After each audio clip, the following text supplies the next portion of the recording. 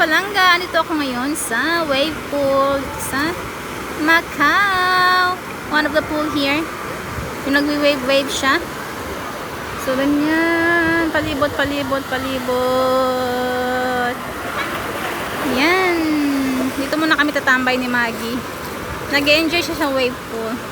Sobrang init. As in, yung pag-wave dyan is maglala siya ng 10 minutes.